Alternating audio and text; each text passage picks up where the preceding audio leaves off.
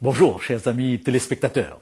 Je vous salue avec un très beau sourire, du moins je l'espère, car aujourd'hui, dans notre émission Point de vue, nous voulons réfléchir sur la notion du bonheur.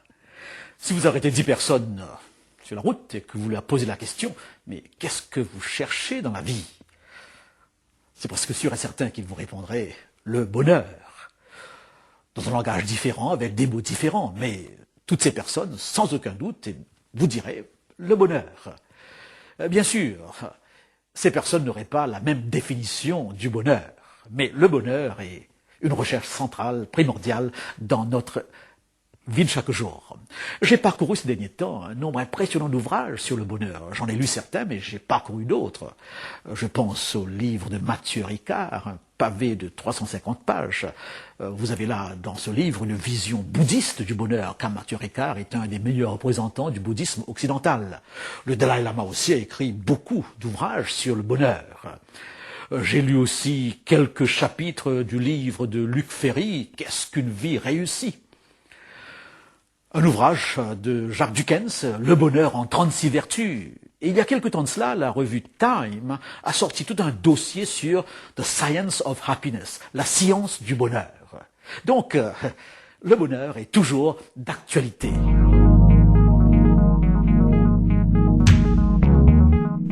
Alors Blacky, le bonheur pour toi c'est quoi? Et pour vous c'est quoi le bonheur?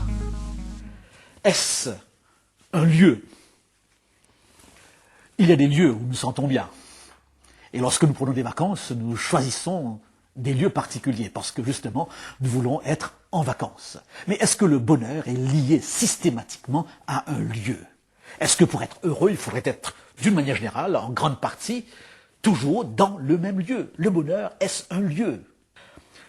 Est-ce une personne? Est-ce un état d'esprit? Une attitude de vie?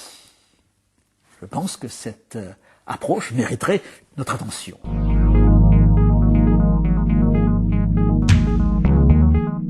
On dit que l'argent fait pas le bonheur, mais il y contribue pas mal, non? Je dirais tout de suite que non, mais l'argent, le confort ou un certain avoir contribuent au bonheur. Pourquoi j'arrive à la conclusion que les biens matériels ne constitue pas la cause principale du bonheur, tout simplement parce que lorsque je regarde la vie de ces personnes qui ont de l'argent, plus qu'il n'en faut, et qui ont tout dans leur vie, et je me rends compte que, d'une manière générale, suivant leurs propres déclarations, ils ne sont pas plus heureux que ça. On a une sorte d'engouement pour la press people, pour ces gens de la jet set, ces gens qui peuvent se payer n'importe quoi, n'importe comment, n'importe où.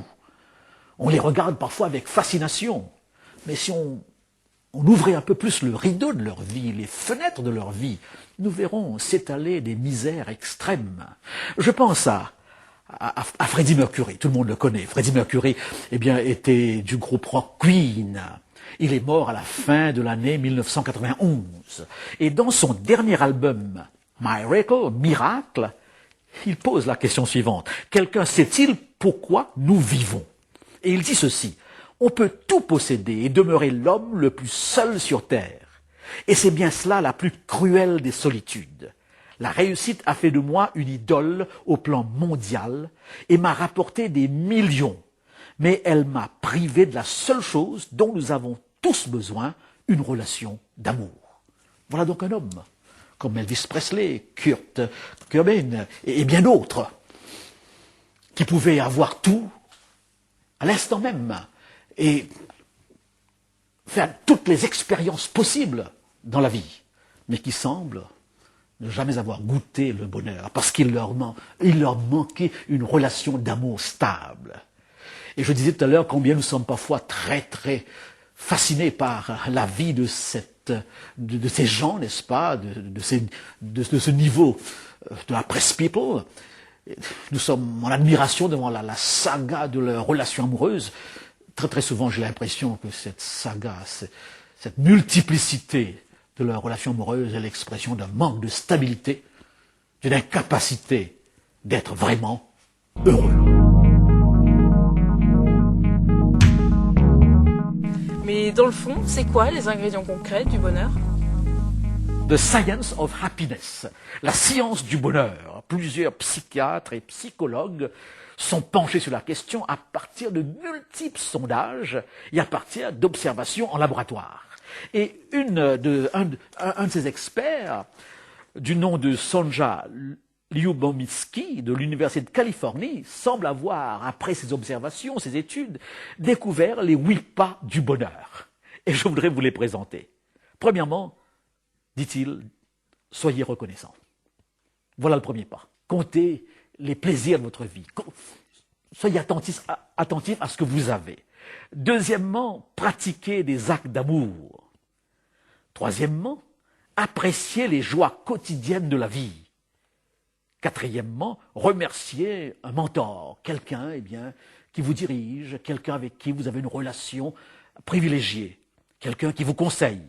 Cinquièmement, apprenez à pardonner. Sixièmement, accordez du temps aux relations familiales et amicales. Septièmement, prenez soin de votre corps. Et finalement, développez des stratégies pour faire face au stress et aux épreuves. Quand j'ai lu ce dossier et quand j'ai vu ces pas que nous donne cette personne, cet expert en bonheur, de la science du bonheur, je me suis dit, mais est-ce qu'il fallait aller si loin pour arriver à ces conclusions? Et je vous dirais tout simplement que ma foi chrétienne, depuis très très longtemps, au travers des pages de ce livre appelé la Bible, m'a donné ses indications, m'a donné ses principes. Soyez reconnaissants. Lisez les psaumes. Et vous serez étonnés du nombre de psaumes où justement David et les autres auteurs de ces psaumes commencent leur journée en remerciant Dieu, en louant Dieu pour sa bonté. Mon âme bénit l'Éternel et n'oublie aucun de ses bienfaits. Petit exercice de tous les jours. Dans la prière, commencez votre journée tout simplement en prenant conscience de ce que vous avez. Pratiquez des actes d'amour. Et là encore, combien le texte à ce sujet? Pratiquez des actes d'amour à la fin d'une semaine ou à la fin d'une journée. Nous pouvons nous poser la question, en dehors de notre emploi, en dehors de notre profession, avons-nous eu le temps de penser à quelqu'un, apprécier les joies quotidiennes de la vie, les joies simples de la vie? Et justement, un journal anglais, l'ancien concours, intitulé « Quelles sont les personnes les plus heureuses sur Terre ?» Et les 4 premiers de ce concours sont les suivants. Premièrement, un artisan qui siffle de joie après un travail bien exécuté. Un artisan qui siffle de joie après un travail bien exécuté. Ça pourrait être un artiste. Voilà donc celui qui a eu le premier prix du concours. Et le deuxième prix, un enfant en train de bâtir des châteaux de sable. Je ne sais pas si vous avez eu l'occasion de voir les enfants bâtir des châteaux de sable, la joie qui illumine leur visage. Troisièmement, une maman qui, après le jet bien rempli, donne un bain à ses enfants, à son bébé. Et quatrièmement, un médecin qui, à la suite d'une opération chirurgicale, a la nette certitude qu'il a sauvé une vie.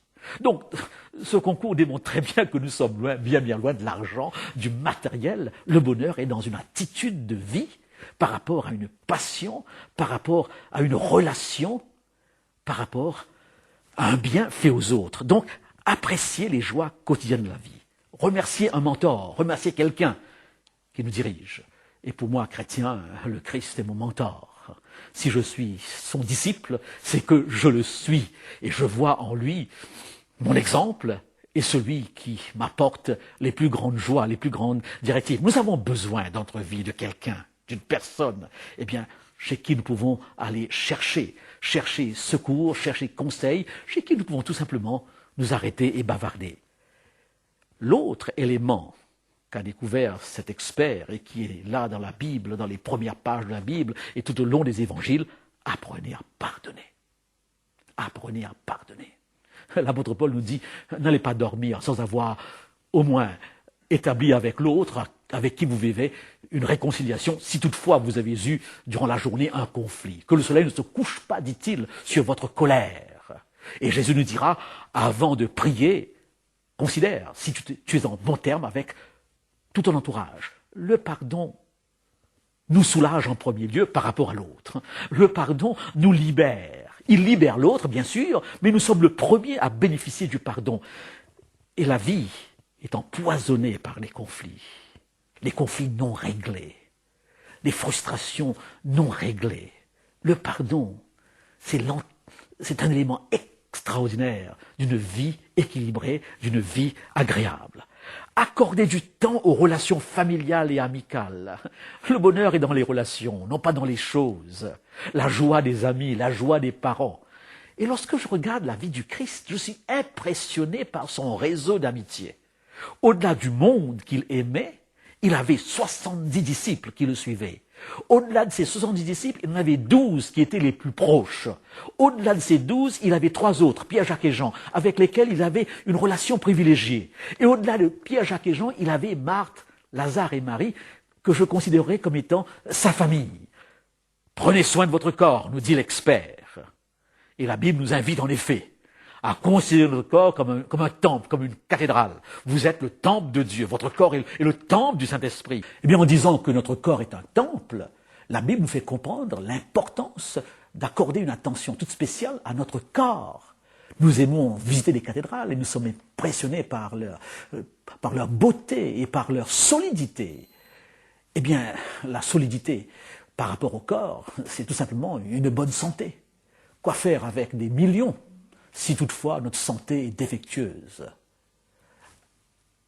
Accordez donc l'importance à votre corps. Et finalement, développer des stratégies pour faire face au stress et aux épreuves. Bien sûr, tous ces textes bibliques représentent des stratégies pour faire face à la vie et pour que notre vie soit une vie abondante, une vie de joie malgré les difficultés que nous présente la vie. Ainsi donc, la Bible, depuis très longtemps, nous a donné ces principes de bonheur. J'étais très impressionné en lisant le livre de Luc Ferry, Une vie réussie. Luc Ferry semble nous dire que les principes bibliques ou la religion chrétienne est dépassée, elle est démodée, elle n'est pas moderne. Et aussitôt, et dans le Nouvel Observateur, eh bien, une présentation de ce livre avait été faite, et aussitôt, et dans la même revue, un sondage avait été présenté sur les personnes les plus heureuses en France, les personnes qui représentent vraiment les personnes qui ont atteint un niveau de bonheur très élevé. Et à mon grand étonnement, la première personne qui venait en tête des autres était Mère Teresa. Et Mère Teresa, bien sûr, a eu une vie inspirée par Jésus-Christ. Nous vous disons au revoir et nous espérons que ces quelques principes vous aideront dans votre recherche, dans votre poursuite du bonheur.